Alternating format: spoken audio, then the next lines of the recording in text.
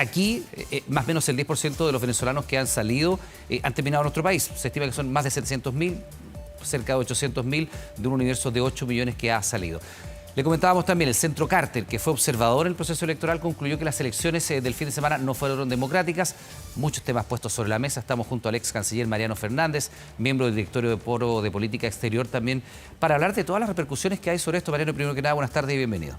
Buenas tardes, Iván. Bueno, efectivamente estoy disponible para que conversemos porque hay mucho que abordar y partamos por lo que ocurrió con la OEA, esta sesión extraordinaria donde naturalmente se eleva un poco el nivel de presión internacional, dada su experiencia diplomática. ¿Qué efecto puede tener realmente en un régimen de las características que está teniendo el de Nicolás Maduro el que la comunidad internacional levante la voz?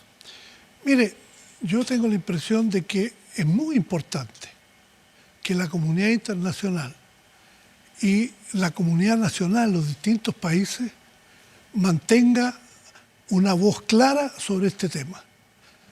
Uno le puede recomendar a los gobiernos, producto de la experiencia que hemos tenido en los años que nos ha correspondido, no pasar de la raya, porque siempre los jefes de Estado o los jefes de gobierno pueden jugar un papel que puede ser mediación, puede ser buscar acuerdos, ponerse un consenso en alguna medida muy significativa. Pero las opiniones públicas tienen que seguir desnudando qué es lo que ha ocurrido, porque lo que ha ocurrido, francamente, es un asunto funambulesco, grosero. Si no fuera tan trágico para Venezuela, uno podría hablar de un espectáculo circense.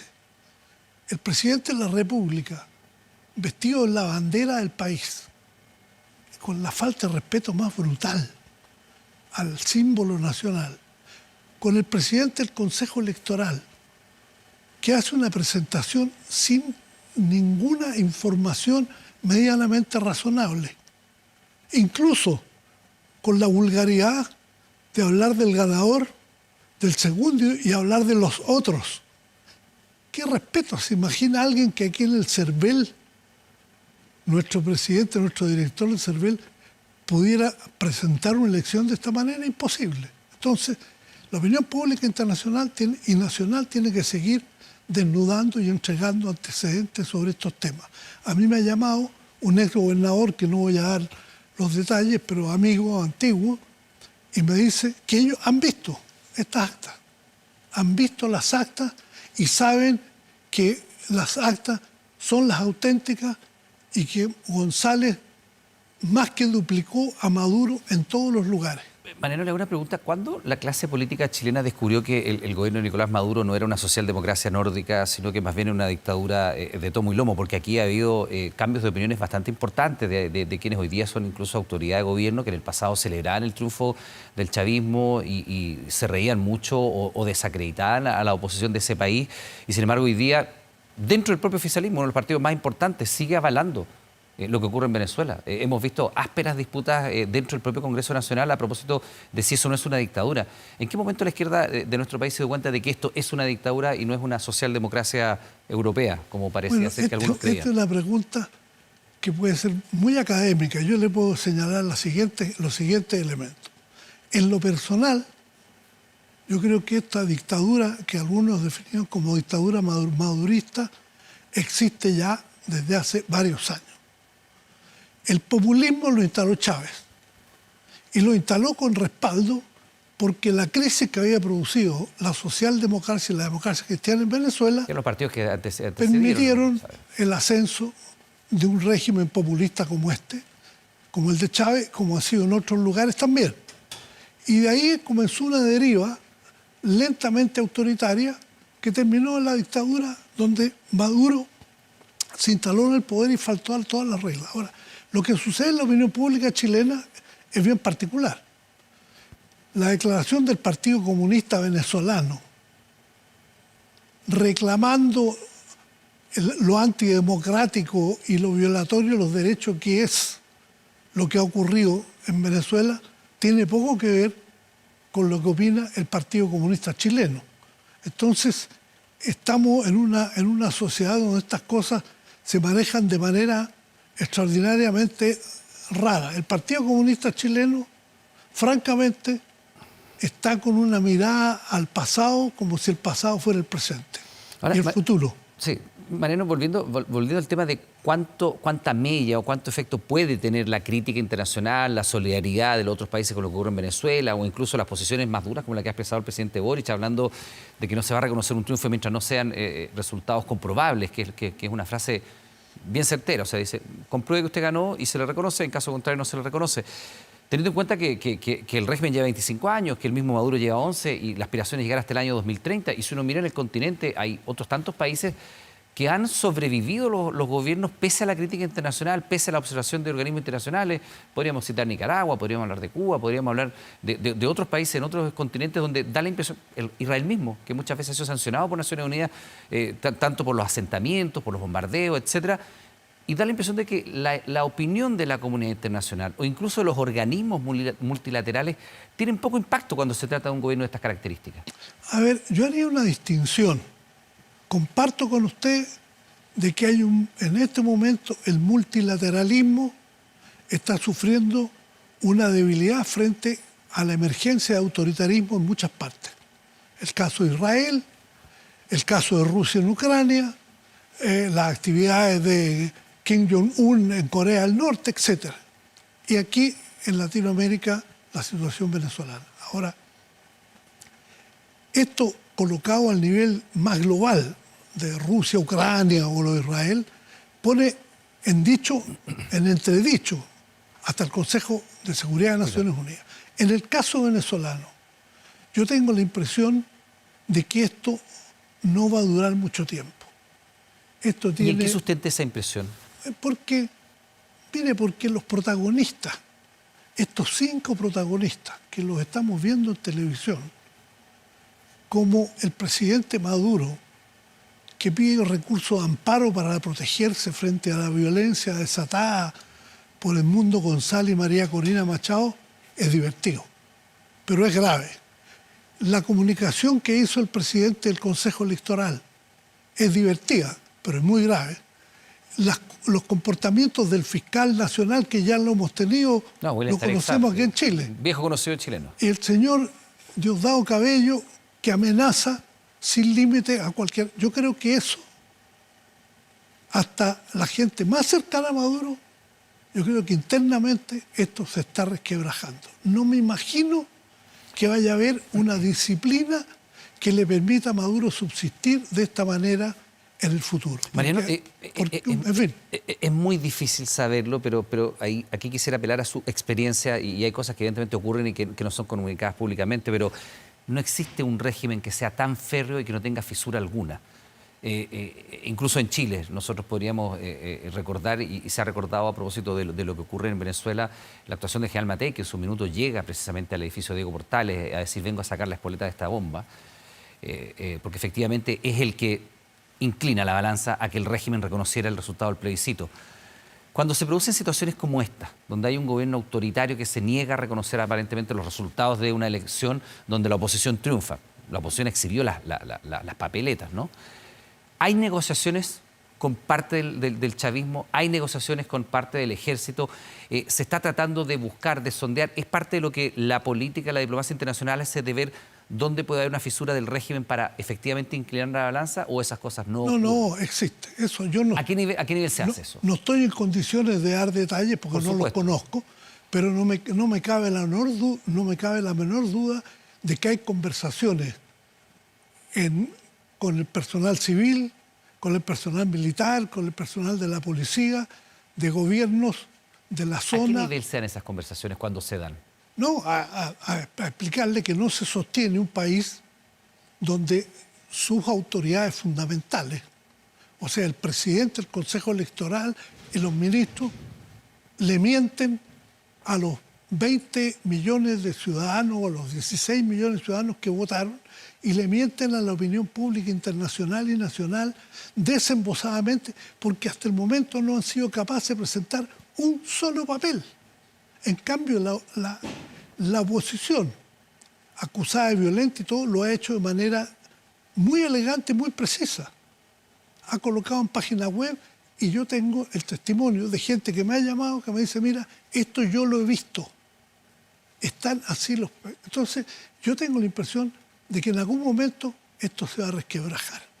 No me gusta ser profeta político y menos profeta de la catástrofe, pero en este caso venezolano yo creo que estamos en un extremo que la situación difícilmente se va a mantener como están las condiciones de hoy, con un Maduro gobernando tranquilamente 30 años. Y desde nuevo se va a producir lo que estaba previendo el subsecretario Monsalve en una conversación aquí, que podemos tener mañana.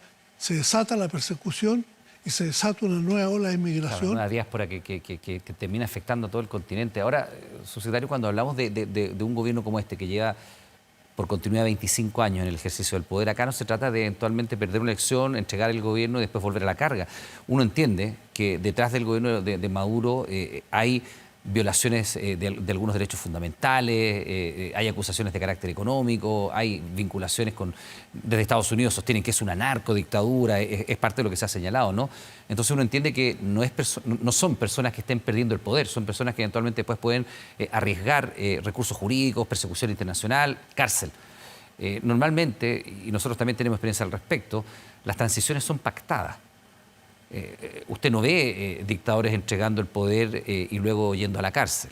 En términos generales, nosotros tenemos algo de experiencia al respecto. Sí, claro. Y uno pensaría, acá se puede dar, porque si Maduro pierde la elección, la reconoce y entrega el poder, probablemente haya una persecución penal en su contra injustificadamente. Y probablemente termine él o su círculo más cercano, alguna de las autoridades que usted mismo ha señalado, siendo perseguido jurídicamente y eventualmente puesto tras la reja. Entonces uno entiende que también el régimen se aferra al poder por una cuestión de subsistencia. Evidente. O sea, cuando usted maneja un régimen 25 años, pero mire, separemos. Chávez llegó al poder y se instaló como populismo democrático elegido. Y además tuvo el mejor ciclo del petróleo a 110, el barril. Por lo tanto, hay que separar. La toma de poder posterior, la enfermedad de Chávez, cuando empieza a gobernar Diosdado Cabello, que es la eminencia gris, y Maduro, que es el mascarón de proa, digamos, de esto, yo tengo la impresión de que ese periodo prolongado, de ya 12 o 14 años, 11 años, debe tener muchos elementos de corrupción. Debe haber mucha mugre bajo la alfombra. Entonces, evidentemente que los dictadores no entregan el poder ni lo transan porque saben que la mochila con la que cargan termina haciendo de ellos un reo de cárcel de por vida o de cárcel prolongada, etc. Y ahora, ¿cuál es la diferencia de lo que ha pasado antes? Una cosa fue lo que ocurrió durante la Guerra Fría, donde todos los dictadores latinoamericanos se declaraban demócratas contra el comunismo. Esto se puede ver en todas partes. Sí. Hoy día, América Latina, que ha tenido desde los 90 esta parte, una primavera democrática, hoy día con varios problemas en distintos lugares, pero básicamente la democracia como enraizada y nadie disponible a violentarla si no es un caso extremo.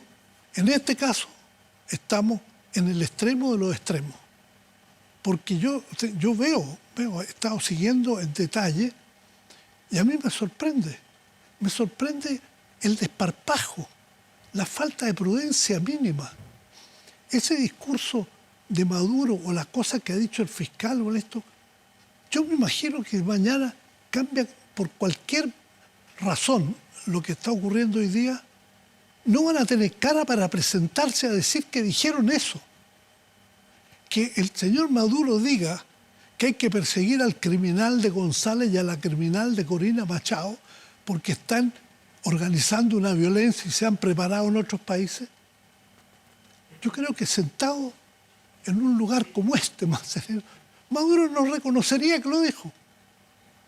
Están como en una gran borrachera política, aferrados a sus cargos, porque se constituyeron en una dictadura. En ese sentido, ¿qué mirada tiene usted a propósito de la figuración de algunos líderes nacionales e internacionales? Por ejemplo, en el grupo de Puebla se vio a Rodríguez Zapatero, presente como observador internacional. Se vio al ex candidato presidencial Marco Enrique Minami, también publicando en sus redes sociales que había ido como observador y que veía un proceso en paz hasta el momento. Se ve acá a parlamentarios que pertenecen al oficialismo valorando y saludando la democracia en Venezuela. Y evidentemente uno dice, bueno, ahí hay algo que mirar, porque se puede ser oficialista cuando el gobierno de Chile considera que esto no es un régimen democrático y defenderlo. Bueno, es una discusión que está teniendo, que yo he visto a la presidenta del Partido Socialista expresarse de manera bastante clara. Yo creo que el Partido Comunista está con un problema bastante serio. Con un problema bastante serio en este punto. Porque sus otros grandes respetos y admiraciones están en Cuba, en Nicaragua. ¿Por qué la gente tiene tendencia a separar Cuba? Porque Cuba ocurrió en el año 58. Porque ocurrió en plena Guerra Fría, porque Batista era un dictador que tenía convertido el país en un prostíbulo, etc. Ahora, ¿hay alguna razón para que Cuba siga siendo dictadura? Yo pienso que no. Pero tienen aquellos que celebraron desde el primer momento, todavía tienen nostalgia de un estilo de poder. Pero Venezuela no resiste. Y yo creo que esto que estamos hablando ahora, yo tengo la impresión de que no va a pasar mucho tiempo sin que tengamos algún cambio muy fuerte. Mariano, pero es que ahí la duda es cómo se produce ese cambio muy fuerte, porque efectivamente hasta el momento se habla de entre 13 y 16 víctimas fatales, y estamos hablando de 3 días después de las elecciones. Los detenidos supuestamente son más de 1000. Es muy difícil tener información verídica si es que no se está adentro, ¿no? Más de 1000 personas detenidas, cientos de heridos, enfrentamientos todavía no se han producido directamente entre ambos bandos. No han llegado a encontrarse afortunadamente en las manifestaciones pro chavismo y en contra del chavismo, pero esto podría desencadenar en un derramamiento de sangre mayor. La comunidad internacional, ¿qué puede hacer además de levantar la voz, además de decir hay que observar? ¿Hay alguna acción concreta que pueda detener un desenlace de esas características, o hay que sencillamente esperar y ver lo que ocurre? Porque para quien está en Venezuela esto debe ser tremendamente angustiante. Para las personas que están fuera de su país y tienen a sus familiares allí es tremendamente doloroso. Por eso hago una separación entre lo que le corresponde a los gobiernos y lo que le corresponde a la opinión pública. Los gobiernos deben mantener su crítica y una cierta prudencia para colaborar en algo, a ver cómo se resuelve esto y no sea efectivamente el baño de sangre que profetizó el propio Maduro. Y la opinión pública tiene que estar develando cada detalle, porque eso contribuye a debilitar internamente al grupo de Maduro, y también le da fuerza a los gobiernos para ejercer la presión con el objeto de que esto pueda cambiar sin que tengamos un baño de sangre. Pero esto puede ocurrir. El baño de sangre puede ocurrir. Sí. Y no entre los partidarios de Maduro y los partidarios de Corina Machado. Los partidarios de Corina Machado tienen controladas las calles, están en todas partes. Lo que puede ocurrir aquí es que saquen fuerzas policiales o militares, y esas fuerzas policiales y militares en un primer instante tomen medidas de fuerzas militares y policiales y tengamos una tragedia muy grande. Que es lo que nadie quiere, por supuesto. Mariano Fernández, ex canciller chileno, miembro del directorio del Foro de Política Exterior. Le damos las gracias por estar junto a nosotros. Muchas gracias. Para poner en contexto lo que está ocurriendo en Venezuela. Muy amable. Bien.